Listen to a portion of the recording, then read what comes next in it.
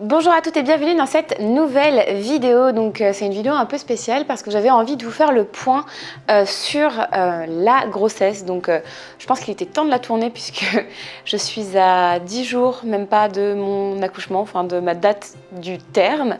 Donc voilà, je voulais un petit peu vous parler de la routine que j'ai pu mettre en place pendant toute voilà, ma grossesse et puis aussi vous parler de mon projet d'accouchement puisque je sais que ça a intéressé pas mal d'entre vous quand j'ai partagé que je faisais de l'hypnobirthing, donc de l'hypnonaissance en français, afin de me préparer à l'accouchement. Donc je vais commencer par ça. Je vais vous parler aussi peut-être de comment j'ai aménagé un espace dans ma chambre, puisque je compte bien sûr allaiter Lila, ma petite fille qui arrive. Et donc du coup, je lui ai fait un petit espace au sein de ma chambre pour qu'elle ait quand même un petit coin pour elle, même si c'est un tout petit bébé. Et je vais vous parler aussi voilà, des ouvrages que j'ai pu lire et qui m'ont apporté. Donc c'est parti pour cette nouvelle vidéo. Alors pour commencer, je voulais vous parler de la chose qui m'a le plus aidée selon moi pendant cette deuxième grossesse. C'est l'hypnonaissance. Hypnobirthing en anglais parce que du coup j'ai suivi une méthode anglaise, américaine même, qui a été du coup que j'ai suivi ici avec une coach américaine. Et donc l'hypnobirthing, qu'est-ce que c'est? Peut-être que vous en avez jamais entendu parler. Donc quand on entend parler d'hypnobirthing, d'hypnonaissance, d'hypnose tout court, on a souvent peur parce qu'on se dit oula, on va me voler ma carte de crédit en m'ensorcelant d'une certaine manière et puis je vais avoir une espèce de tourbillon dans les yeux façon Jafar. Alors c'est pas du tout ça, c'est pas du tout cette approche-là, c'est pas une approche extrême. En fait, vous pouvez carrément même remplacer l'hypnose dans le sens de l'hypnobirthing, l'hypnonaissance, avec de la relaxation intense. En fait, on essaye de tellement se relaxer, tellement relâcher les tensions dans son corps que du coup les contractions se font moins sentir. En fait, c'est basé sur le concept simple que quand vous avez peur, vous êtes tendu et vous avez mal. Donc fear, tension, pain en anglais et donc en français, peur, tension, douleur. C'est un concept qui a beaucoup de sens pour moi puisque je le sais très bien en pratiquant beaucoup de yoga que quand voilà, je me relaxe, quand je me relaxe, quand je me relâche, et bien du coup, je sens beaucoup moins les tensions. Si par exemple, vous essayez de faire un grand écart, chose que je pouvais faire avant, que je ne peux plus faire maintenant, mais je savais que voilà, plus on va relâcher, plus on va respirer dans les muscles qui nous font mal, et plus on va pouvoir aller plus loin et plus on va pouvoir vraiment supporter la tension. Donc en hypnobirthing, hypnonaissance, on ne parle pas de contraction, on ne parle pas de douleur, on essaye de ne pas avoir d'horloge à côté de soi ou de montre parce qu'on va vraiment essayer d'être dans ce plein état de relaxation, de pleine conscience et on est un peu introverti aussi pendant l'accouchement. Ce qui veut dire que on a besoin en gros qu'on nous foute la paix, hein. Voilà, en gros c'est ça le concept. On a besoin d'être dans un endroit qui est calme, donc on va peut-être avoir besoin de petites bougies. Moi j'ai acheté des petites bougies, vous savez, qui ont des fausses flammes là, je sais pas comment ça s'appelle. On a besoin d'enlever tout ce qui est horloge et on a besoin d'avoir un projet de naissance qui va du coup prévenir le staff de l'hôpital qu'on a envie qu'on nous foute la paix, tout simplement. Donc, du coup, il faut prévenir les gens. Moi, quand je vous parle de ça, donc j'ai tout préparé pour pouvoir faire mon accouchement sans péridurale, bien sûr, puisque c'est un accouchement sans péridurale que je prévois. Après, je ne suis pas fixée là-dessus. Je vais aller au bout du concept de l'hypnonaissance pour pouvoir justement concrétiser ce projet que de vouloir un accouchement le plus naturel possible. Et donc pour m'accompagner et pour faire un petit peu justement le lien entre mon projet et le staff qui sera à l'hôpital, ou à la clinique, du coup j'ai pris une doula. Donc ça c'est la deuxième chose dont je voulais vous parler aujourd'hui. Alors pourquoi avoir pris une doula? Tout simplement parce que à cause du Covid et de la fermeture des frontières mauriciennes, eh bien je ne peux pas faire venir ma mère ni ma belle-mère et donc je n'ai absolument personne pour m'accompagner, personne en tant que femme, puisque moi j'ai toujours senti que j'avais besoin d'être accompagnée par une femme. Alors j'ai un mari qui a peur des hôpitaux et qui a peur du sang, donc voilà, comment dire... Il aide, mais pas trop en fait. Donc du coup, j'ai aussi besoin d'avoir cet accompagnement féminin d'une femme qui a déjà accouché. C'est pour ça que pour Noah, j'avais fait venir aussi ma mère. Et ici, bah c'est juste pas possible parce que ma mère n'est pas là et la mère d'Alex, que j'adore, n'est pas là non plus. Donc du coup, je me retrouve un petit peu dans l'embarras. Et là, je me dis, ah bah voilà, c'est le moment de trouver une doula. Chose difficile à Maurice puisqu'il n'y avait pas de doula. Mais j'ai quand même trouvé une doula en formation qui vient juste de finir sa formation et qui va m'accompagner pour l'accouchement. Quand j'ai su que j'avais trouvé la bonne personne, quand j'ai parlé avec cette personne, quand j'ai vu qu'on était complètement en osmose sur tout ce que j'avais envie de concrétiser pour mon accouchement, elle a accouché dans le même hôpital que moi de 2 enfants, donc elle s'y connaît très bien, elle est mauricienne, donc du coup elle connaît très bien aussi les pratiques mauriciennes qui sont différentes des pratiques françaises. Eh bien j'ai eu vraiment un soulagement énorme. Énorme, parce que pour moi, y aller sans avoir ce lien, vous voyez cette personne qui peut se mettre entre le staff et moi pour que je puisse être en pleine hypnose, en pleine relaxation, eh bien c'était vraiment... Je me suis dit ça ne pourra pas marcher parce que connaissant les pratiques mauriciennes, je savais qu'ils allaient être hyper protocolaires, qu'ils allaient venir me poser des questions, qu'ils allaient vouloir me monitorer, etc. tout le temps. Et c'est vraiment pas quelque chose qu'on conseille en hypno-birthing. Donc du coup, voilà, j'ai trouvé cette doula, je suis super heureuse de l'avoir avec moi. Alors qu'est-ce que c'est qu'une doula? En gros, c'est comme un coach pour l'accouchement. Donc je vous l'ai rencontré avant, on a eu 5 sessions à peu près avant. Il y a un accompagnement après aussi, mais c'est un accompagnement en fait émotionnel.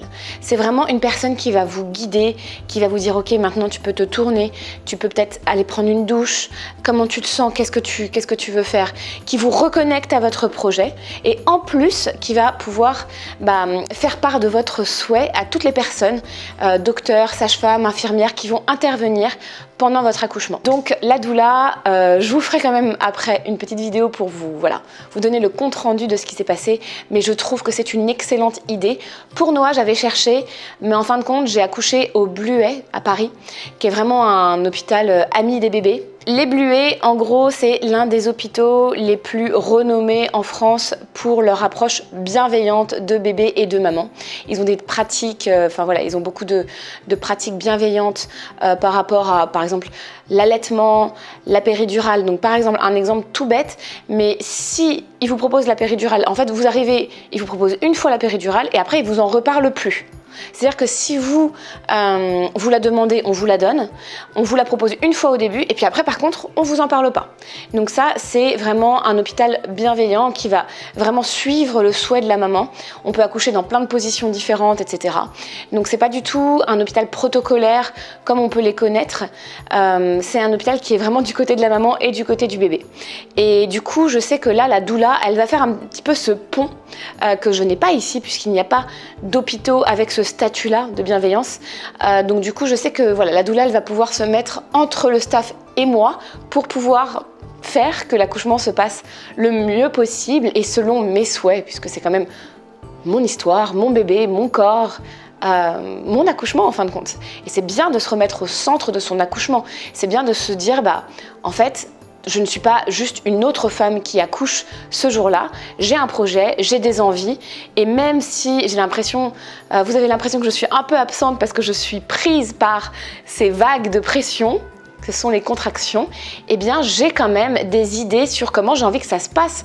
Puisque jusqu'ici, j'ai quand même tout fait toute seule pendant 9 mois. J'ai développé un beau bébé, tout s'est bien passé, donc j'ai envie aussi d'être maîtresse de ce moment et de reprendre le pouvoir sur mon accouchement. Alors, je voulais aussi vous partager en 3e point juste les lectures que j'ai pu faire. J'en ai pas fait des tas et des tas. J'ai lu ce livre que j'avais déjà lu en fait pour Noah et que j'avais beaucoup aimé, qui s'appelle Vivre et transmettre le meilleur pendant sa grossesse. Donc ça va vraiment vous aider pendant les 9 mois et aussi vous aider à vous projeter sur l'accouchement qui vous convient le mieux.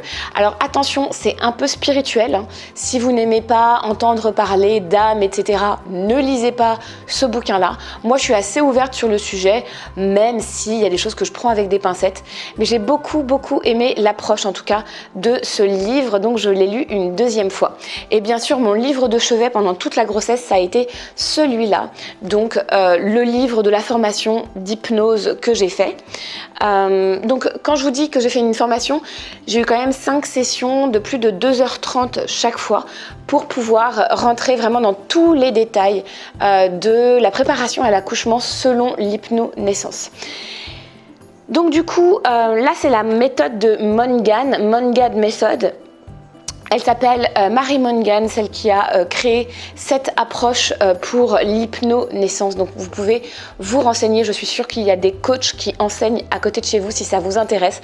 En tout cas, franchement, ça permet de changer de perspective sur les accouchements, ça permet de changer sa façon de voir les choses. Si on regarde que la télé, on va se dire mais c'est fou en fait, ça n'est que souffrance. Alors que si on lit les témoignages d'ici, si on suit cette méthode d'ici, de l'hypnonaissance, eh bien on se rend compte qu'en fin de compte il y a d'autres versions de l'accouchement. Et j'espère que je pourrai aussi vous partager ma version à moi bientôt. Et j'espère que ça se passera bien. Comme je disais, le but ici, et c'est ce qu'on nous apprend aussi dans cette méthode, c'est de ne pas être trop fixé, par exemple, sur un accouchement sans péridurale, un accouchement sans césarienne, le plus naturel possible, etc. Puisque du coup, on doit vraiment se mettre... Le but, c'est de se mettre dans la condition qui va nous permettre le relâchement maximum et qui va nous permettre de vivre en fait l'accouchement de la façon la plus naturelle que l'on veuille. Mais je pense que même si j'accouche par césarienne, cette méthode m'a beaucoup apporté, même dans le quotidien. Cette méthode, elle s'accompagne en fait de méditation à écouter. Et ce qu'on vous demande en fait, c'est d'écouter la même méditation qui s'appelle The Rainbow Relaxation. Attention, avec mon accent. On vous demande de l'écouter tous les soirs avant de dormir. Et donc du coup, ça s'ancre dans votre inconscient. Et petit à petit, vous pouvez juste vous endormir sur la relaxation, sur cette espèce de méditation. Donc c'est une méditation qui dure quand même, je crois, une demi-heure. Il me semble que je ne l'ai jamais vraiment entendue en entière puisque je m'endors toujours dans la demi-heure. Mais au moins, ça ancre des choses très puissantes qui vont pouvoir se mettre en route aussi quand je serai en train d'accoucher. Donc le but, c'est aussi d'écouter ces méditations-là pendant l'accouchement. Alors, maintenant je vais vous parler de choses beaucoup plus légères que j'ai pu faire pendant voilà, cette préparation, pendant cette grossesse. J'ai fait pas mal de yoga et pour cela, j'ai utilisé surtout l'application Allo Moves. Allo Moves qui vient en fait de la marque très connue Allo Yoga, américaine aussi. Si vous ne connaissez pas, c'est peut-être un peu normal parce que si vous ne suivez pas des applications en anglais, eh bien vous pouvez ne pas connaître. Mais ce que j'ai beaucoup aimé, c'est qu'en fait c'est une super application qui est super bien faite et il y a plein de programmes pour les femmes enceintes, il n'y en a pas qu'un seul. Je crois qu'il y en a 4 ou 5 en tout. Et en fait, moi, j'ai trouvé la prof qui me correspondait et j'ai fait toujours les mêmes cours. Donc, j'ai fait du yoga, je dirais 3 fois par semaine jusqu'à il y a 2 semaines. J'ai un petit peu arrêté parce que depuis 2 semaines, je me sens beaucoup plus fatiguée. Donc, j'essaye de me ménager. Il y a des étirements, mais il y a aussi, enfin voilà, un petit peu d'aspect tonique. Hein. J'ai toujours pensé au fait que quand on se prépare pour un accouchement, on se prépare quand même un peu comme si c'était un marathon. Donc on a besoin d'une activité physique. Donc c'est important de garder une activité physique et le yoga prénatal est vraiment super pour ça. L'autre chose que j'ai faite quotidiennement et qui m'a beaucoup apporté, c'est tout simplement de mettre de la crème sur mon ventre. Donc pour Noah, je n'ai eu aucune vergeture. Je ne vais pas vous dire que si vous mettez cette crème, vous n'allez avoir aucune vergeture parce que ce serait vous mentir. Par contre, je vais vous dire que génétiquement parlant, je pense que je peux vraiment remercier mes ancêtres. Ma mère, ma grand-mère, etc. Parce que je pense que l'élasticité de ma peau, c'est quand même vraiment génétique à la base, le fait que j'ai pas de vergeture, le fait que, enfin voilà, ma peau n'a pas vraiment de mal à être hydratée et elle marque pas en fait ma peau. Par contre, je pense tout de même que cette crème a aidé. Alors pourquoi cette crème et d'où vient-elle? Déjà, c'est une crème de The Body Bar et The Body Bar, c'est une marque locale mauricienne. Donc c'est fabriqué juste à côté de chez moi. Pourquoi est-ce que ça a marché? Tout simplement parce que je sais que c'est une crème qui est très riche en principes actifs et donc du coup il y a des huiles d'olive dedans, il y a des huiles de coco dedans et elle est très très riche, elle est très crémeuse en fait, mais elle fond bien et elle rentre bien dans la peau. Je suis très fan en plus du parfum. Alors, vous n'allez pas pouvoir trouver cette crème à part si vous êtes à l'île Maurice. Mais sinon, en fait, je vous conseille vraiment d'aller voir dans les marques locales ou alors d'aller voir sur des sites comme slowcosmetic.com qui vont proposer vraiment des petits fabricants de crèmes et de savons. Hein, souvent, ça c'est une marque qui fait des très bons savons aussi.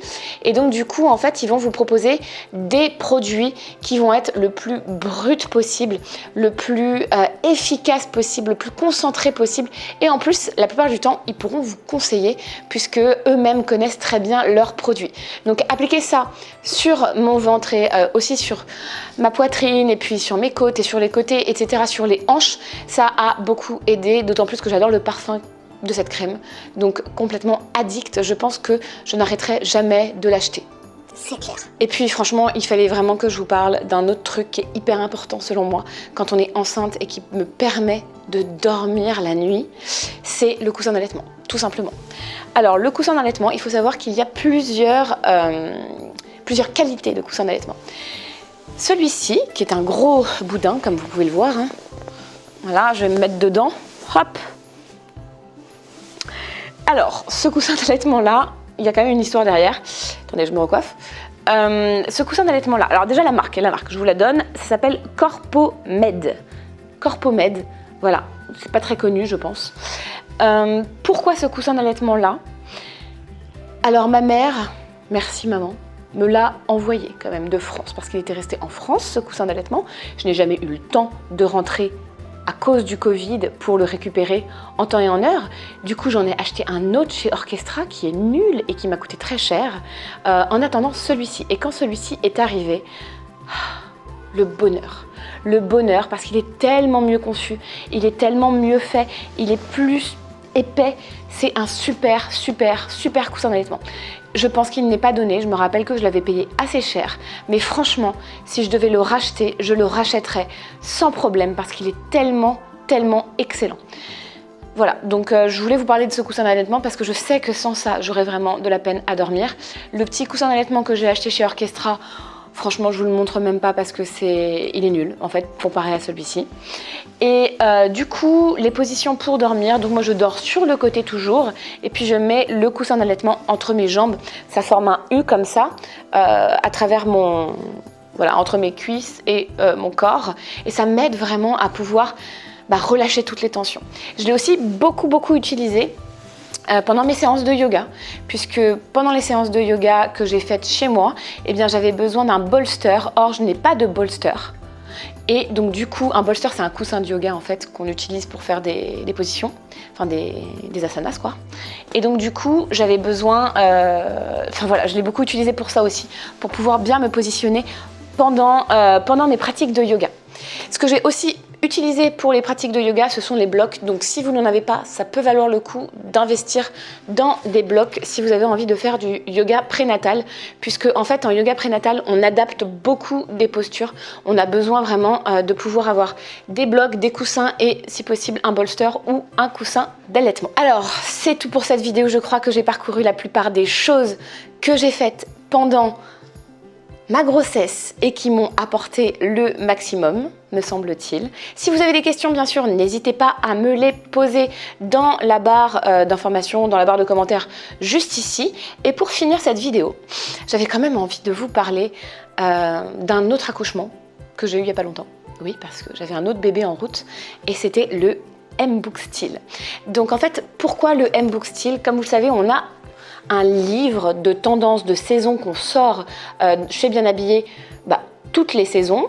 Et cette fois-ci, on a fait un sondage et on a vu qu'en fait, ce qui vous intéressait le plus dans notre approche chez Bien Habillé, c'est le style. C'est pas forcément le développement personnel, c'est pas forcément la nutrition, ce n'est pas forcément l'éducation positive. Même si moi j'aime ces sujets, j'ai compris qu'en fait vous, ce que vous vouliez, c'était faire le plein de style, de tenue, de lookbook, de couleurs, d'accessoires, d'associations pour la saison. Donc c'est exactement ce qu'on a fait pour cette nouvelle version du M-Book. Et franchement, il est top. Même moi, j'ai envie de le feuilleter, j'ai envie de tout lire, puisque bien sûr, je n'ai pas tout écrit toute seule, vous pouvez vous l'imaginer, mais j'ai écrit pas mal de choses quand même. Et on a pris beaucoup de plaisir avec Floriane et avec toute l'équipe des rédactrices à vous concocter le meilleur du meilleur, des inspirations de saison pour l'automne 2020, afin que vous puissiez non seulement repartir avec, comme je disais, de l'inspiration, mais aussi des idées vraiment que vous pouvez mettre tout de suite en route dans votre garde-robe. Puisque le but, c'est pas forcément de vous dire il faut racheter un tas de choses. Le but ici, c'est de vous dire ok, si vous avez une robe, si vous avez tel cardigan, des petites bottines, voilà une idée de tenue. Si vous avez un trench, si vous avez un foulard, si vous avez un sac noir, voilà une idée de tenue. Et c'est ce que j'aime en fait dans cette approche, c'est de pouvoir vraiment profiter de tout ce qu'on a dans notre garde-robe sans avoir forcément à racheter des choses afin de faire le plein de style, afin de faire le plein de confiance personnelle, puisque vous le savez, mon approche sur Bien Habillé, c'est de vous dire que développement personnel et style, en fin de compte, ça va un petit peu ensemble. On a besoin de se sentir bien dans ses vêtements, se sentir bien et en cohérence dans sa beauté, afin de pouvoir être en pleine confiance. D'ailleurs, à quelques jours de l'accouchement, je suis quand même allée chez le coiffeur, comme vous pouvez le voir. J'ai aussi refait mes cils. Je me suis dit, il faut que je sois prête. Il faut que je sois en pyjama, mais belle quand même. Parce que là, je suis un peu en djellaba quand même. Vous le voyez pas. Vous le voyez pas, non, parce que j'ai mis plein de colliers. Plein de colliers, des petites boucles d'oreilles et un foulard, donc ça fait la blague. Mais je vais vous montrer ma tenue. J'en ai un peu marre de porter ça tout le temps. Alors, voici ma tenue. Vous ne voyez rien, évidemment. Le bébé est là, bien en place, la tête en bas. Et moi, je suis là avec mon djellaba. Bon, voilà, je m'arrête pour cette vidéo. En tout cas, si vous avez envie de commander votre version du M-Book Style, juste le dernier message là-dessus, c'est que c'est le dernier jour pour le commander au prix promotionnel. Vous pouvez le recevoir chez vous comme moi. J'ai pu le recevoir chez moi. Ou alors, vous pouvez aussi le commander version numérique. Je suis sûre que vous allez adorer. En tout cas, j'ai vraiment hâte d'avoir vos retours sur le M-Book Style. Et pour ma part, la prochaine vidéo, ce sera après bébé, après l'accouchement. Donc je pourrais vous faire le point sur comment ça s'est passé. Je vous embrasse et je vous dis à très vite dans une prochaine vidéo. Salut les filles!